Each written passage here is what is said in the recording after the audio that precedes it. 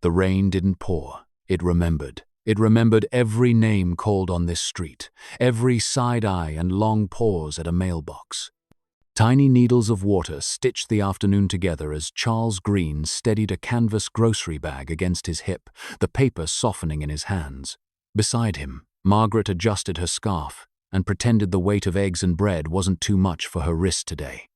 They stopped at their gate, the one Charles oiled every other Sunday, when a voice cut the air clean in half. "I'm looking right at them," the woman said into her phone, calm like a riddle, suspicious, loitering, front yard. Her name would be known later. For now, she was simply the kind of neighbor who smiled with all her teeth and none of her kindness. She stood under the porch of the house across the street in yoga pants and entitlement, eyes bright with purpose. The rain found her too, but it slid off her like nothing ever sticks. Somewhere beyond the next corner, sirens woke up. Charles lifted his eyes and said it plain, more to the rain than to anyone else. Not again. Before we go further into this unbelievable real-life story, make sure you hit that like button, subscribe, and turn on notifications so you never miss these powerful stories of justice and redemption. And let us know in the comments where you're watching from. We love seeing our community from all over the world. Black. Morning had started gentle. The kettle whistled like a small bird, and Margaret hummed a hymn she never remembered learning, just a tune that lived in her bones. Charles tightened a loose hinge on the gate and squinted the way he did when something mattered. He tapped the wood twice when he finished. He always did. Little rituals, the kind you do when you've earned peace. They'd been on Hickory Lane for 35 years. They planted the oak out front when the bank said they could finally stop sending proof they were still employed. The oak was stubborn, then generous. Somewhere on the trunk, a heart-shaped scar marked where their daughter once jammed a bicycle into the bark and laughed about it all summer. There were pictures, but they didn't need them. At 10:18 a.m., a silver SUV rolled slowly past. Then again, at 10:24, at 10:31, it stopped. The woman waved through the open window as if she knew them and asked if they were visiting relatives in the neighborhood. Margaret smiled with her mouth and not her eyes. Charles said, "We're just getting the day started." The SUV idled. The woman's gaze ran over the porch, the mailbox with green in tired gold letters, the potted basil. She said, "You know, we had a break-in 2 weeks ago. HOA's being strict." She pretended to check a text. You can never be too careful. She wasn't careful at all. She was practiced. At noon, with the rain arriving softly like an apology, Charles and Margaret walked the 2 blocks to the corner store for milk, bread, and a small bouquet of daisies that had already decided to be happy. They returned to find the silver SUV parked across from their house. The woman stood under her porch, voice low and precise into the phone. "Yes, now, address is," she read it slowly, like she was savoring every number. "They're carrying bags." Sirens turned a corner somewhere far and suddenly nearer. Margaret's hand trembled. She set the flowers on the mailbox. The petals shook. "Charles," she said. He heard a whole paragraph inside his name. He wanted to tell her they'd be fine. He had told her that before. Once, an officer had asked him to explain why he used his own key to open his own door. Another time, a security guard had told Margaret the resident discount at the garden store didn't apply to guests. Peace had a draft under the door. Margaret slid her phone from her coat pocket and typed 3 words she'd typed only twice in her life. She pressed send and felt the ache in her wrist climb into her throat. The sirens grew louder. The woman across the street smiled softly, as if justice were a dessert and she'd ordered it a day early. The daisies leaned toward the rain, and the oak remembered. The first cruiser didn't rush. It took the corner slow, let the lights do most of the talking, and rolled to the curb as if it had been here before. 2 officers stepped out, one older, a man with a jaw like a stubborn door, one younger, wide-eyed but already learning what to perform as confidence. The woman waved and pointed.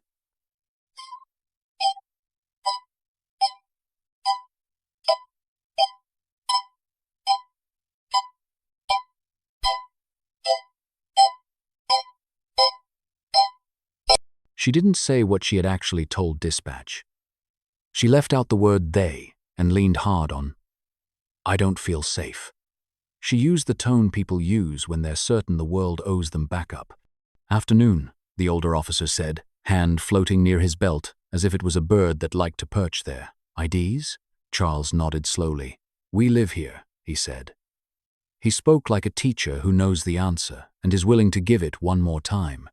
He reached for his wallet with a careful slowness that made the rain seem nervous. "I'm reaching into my left pocket. The younger officer glanced toward the woman. She folded her arms and tilted her head a degree to the right, the way people tilt their heads when they think the world is underperforming. "Proof of residence?" the older officer asked. Margaret's voice was soft but not fragile. "The mailbox," she said. "Our name. You can look." The younger officer did. He looked at the gold letters and the basil and the daisies and somehow missed the 35 years that lived there. "Could be anyone's name," he said, but too quietly to stand by it. "Ma'am?" the older officer called across the street. "You the reporting party?" "I am," she said. "I keep an eye on things. We've had theft. They were circling." "We walked to the store," Charles said, but he was speaking to the rain again. It listened better. The older officer asked for bills or mail with their address. Margaret turned toward the front door, 2 steps up, little blue mat, the key on a crocheted keychain their daughter made when school was still full of crayons and squeaky sneakers. Her hand hovered over the knob. "Do not enter the residence," the older officer said sharply. "Not until we verify." The rain didn't care for rules. It slid down the nape of Margaret's neck and found the place where fear sleeps and wakes easily. From the sidewalk next door, a young woman stepped under a clear umbrella and cleared her throat. "They're the Greens," she said. "They give out pecan pie at Christmas. I've been here 5 years. They've been here longer than my lease." She smiled at Margaret. "I'm Nina. We met last Easter, remember?" The older officer didn't look. "We'll sort it out," he said in the voice of someone who believes sorting is the same as solving. The woman across the street, her name would be Lisa, though she hadn't earned being called by it, lifted her chin and recorded with her phone. "You're welcome," she announced to no one and everyone. Charles glanced at Margaret's hand. It shook, then steadied on the knob. The oak creaked in the light wind, like an old house making itself known. A sound like a far-off growl slid into the rain. The younger officer turned his head, frowning. The sound repeated, closer. It wasn't a car. It wasn't thunder. Margaret felt her phone buzz once in her coat pocket. She didn't take it out yet. The younger officer said, "Do you hear that?"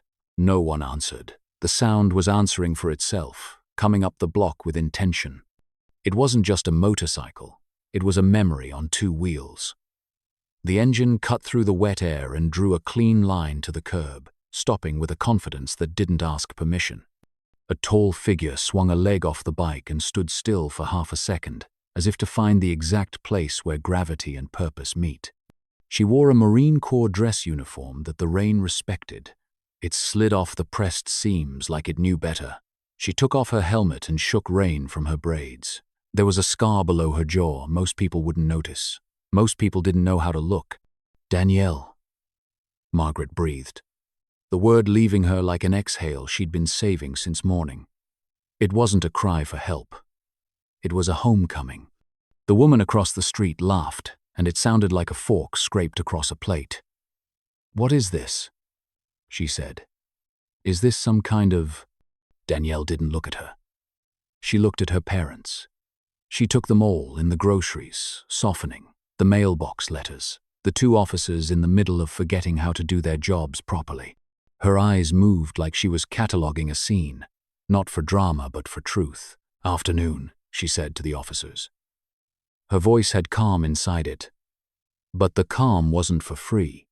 "I'm Major Danielle Green, United States Marine Corps. I need to know why my parents are being detained on their own front lawn." The older officer squared his shoulders, which made him smaller. "No one's detained," he said. "We're verifying. By preventing them from entering their residence, Danielle said, as if reading a report. She lifted a leather wallet and unfolded her identification. You can verify me while you're at it. The younger officer stepped forward, glanced at the ID, and felt something shift under his feet. Major, he said, and surprised himself by how the word changed his posture. He handed the ID back like a promise. The woman across the street, Lisa, snorted. Nice costume, she murmured. Halloween's early. Danielle turned her head. She didn't move the rest of her body. Only her eyes made the trip, and they arrived cold. You made the call, she said. It wasn't a question. I did. Lisa tilted her phone to capture Danielle's face. I keep things safe around here.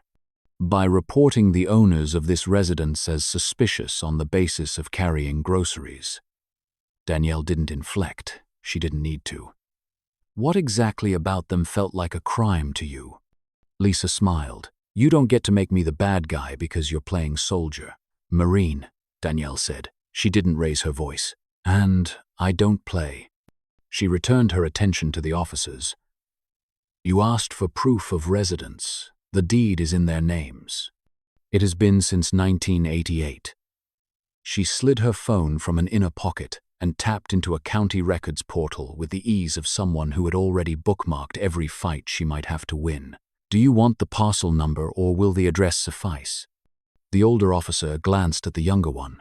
Rain thumped on their hats in a patient rhythm. Major, we received a call.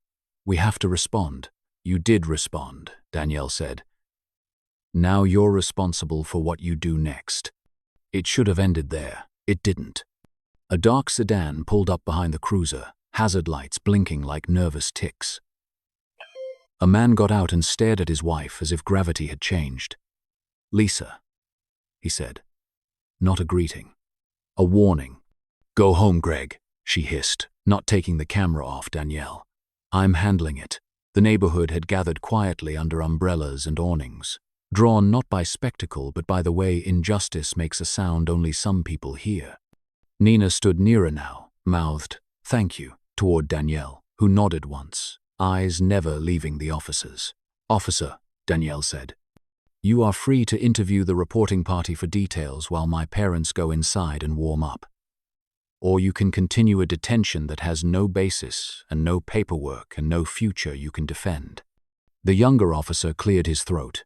Ma'am, he said to Margaret, if you could just… Lisa cut him off. Don't let them in, she said sharply. They could be lying. Greg put a hand on his wife's wrist. Stop, he said quietly. Please, she yanked away like the word burned. This is why nothing stays nice, she snapped. Because nobody wants to do what's necessary. Danielle stepped closer to the officers. The rain found new places on her uniform and gave up. Here's what's necessary, she said. You will apologize for the unlawful detention. You will log this call accurately. And you, she turned her eyes back to Lisa, will explain on camera what made grocery bags and a mailbox dangerous. Lisa laughed again, but this time the sound made no shape. Dangerous? She said. Don't twist it. I felt unsafe. Danielle nodded once, as if a mystery had been confirmed. Unsafe is a feeling, she said. A false police report is a crime. The oak shifted in the wind. It wasn't loud, but everyone heard it. The apology didn't come quickly. It arrived like stubborn weather, inching across the sky until it sat above them all. The older officer said the words first, each one square and careful. Ma'am. Sir, we apologize for the inconvenience. He hated the word even as he used it. It was too small, he added, almost to his own surprise. For the detention. Margaret nodded as if she'd just heard a door click from the inside. Charles took her hand, and the tremor reduced to a suggestion. Lisa filmed everything, but the story wasn't cooperating with her anymore. Her phone caught Greg's face, and what regret does to a jawline. It caught Nina saying softly to the younger officer, You can do better. It caught Danielle standing utterly still, the kind of stillness that isn't absence but control. Officer, Danielle said, may I have the incident number? He gave it to her. She typed it without looking at the screen. And the supervisor on duty? He gave that too. Something unclenched behind his ribs. Lisa stepped off her porch. Rain tapped her shoulders. For the first time, it didn't slide off so easily. "You can't press charges," she said quickly. "I didn't lie. You told dispatch there were unknown persons attempting to enter a residence," Danielle said, still not raising her voice.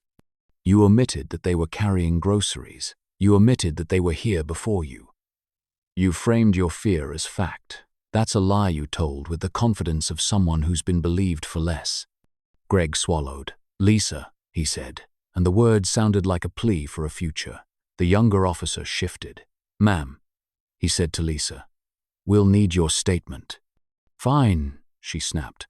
"I'll give a statement." She lifted her chin. "I did what I had to do to keep this neighborhood safe." "Safe from what?" Danielle asked. "A couple buying bread on a Tuesday?" Lisa's mouth opened and closed. You could feel the neighborhood deciding whether to keep watching. The rain pulsed and then lightened, as if the weather had been holding its breath and now exhaled. "I want to go inside," Margaret said quietly to Charles. It wasn't fear. It was simply time. The older officer nodded, and the gesture contained more humility than the word policy ever will. "Of course," he said. Margaret reached for the knob. Her wrist didn't tremble this time. She turned the key and the door gave way like home always should. Warm air walked out to meet them. On the porch, Charles paused and looked at the oak. He tapped the railing twice. "You held," he told the wood. And maybe himself. Inside, the house smelled like lemon oil and old paper, and something Margaret had cooked so many times there was no name for it. She set the daisies in a chipped blue vase and watched the petals settle like little flags after a parade. Outside, Danielle stayed where she was. She wasn't done. "Neighbor," she called to Lisa, and the word was both an invitation and a verdict. "Here's what happens next. You can apologize, and we can end this on a lesson. Or you can double down, and we can end it on charges. Either way, we will end it." Lisa lifted her chin toward the sky and chose the wrong thing. "Do what you want," she said, voice thin in the damp air. "People like you are always looking for a fight." Nina gasped before she could stop herself. Greg closed his eyes the way a man closes a door quietly so it won't slam. Danielle didn't smile, but something like pity moved through her eyes and was gone. "People like me," she said, "spend their lives preventing fights you never have to see." The officers exchanged a look that meant paperwork. The older one spoke into his radio, calm, practiced. The younger one took down details with care. Rain softened to mist. Inside, Margaret sat at the little table by the kitchen window and watched the way the light gathered itself back into the afternoon. Charles stood behind her and rested a hand on her shoulder. Neither spoke. They didn't need to narrate survival to recognize it. The door opened, and Danielle stepped in quietly, as if not to startle the peace. She unbuttoned the top clasp of her uniform and hung her cover on the hook that had been waiting for it since the day the bicycle hit the oak. Margaret stood and Danielle folded her into an embrace that learned gentleness somewhere alongside discipline. "You came fast," Margaret said into her daughter's shoulder. "You texted," Danielle answered, as if the speed was pre-written. "I don't let you stand in the rain alone." Charles cleared his throat.